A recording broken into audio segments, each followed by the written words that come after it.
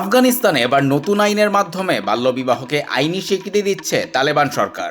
British সংবাদ মাধ্যম the গার্ডিয়ানের এক প্রতিবেদনে বলা হয়েছে, কোনো নারী যদি জোর করে বিয়ে দেওয়ার অভিযোগে বিচ্ছেদ ঘটাতে চান, স্বামী আপত্তি করলে নতুন এই আইনের কারণে সেই পথ প্রায় বন্ধ হয়ে যাবে। অভিযোগ উঠেছে, এতে অল্প বয়সী মেয়েদের জোরপূর্বক বিয়ের ঝুঁকি আরও বাড়বে।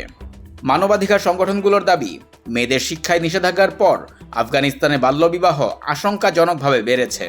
এক অনানুষ্ঠানিক হিসাব বলছে, শিক্ষার সুযোগ বন্ধ হওয়ার পর প্রায় 70% মেয়েরই অল্প বয়সে বিয়ে হয়ে গেছে। নতুন এই আইনকে নারী ও শিশুর বিরুদ্ধে প্রাতিষ্ঠানিক সহিংসতা বলে অভিহিত করেছে বিভিন্ন অধিকার সংগঠন। জাতিসংঘ নতুন এই আইন নিয়ে উদ্বেগ জানিয়েছে। তাদের মতে এটি আফগান নারী ও কন্যা শিশুদের অধিকার আরও সীমিত করবে।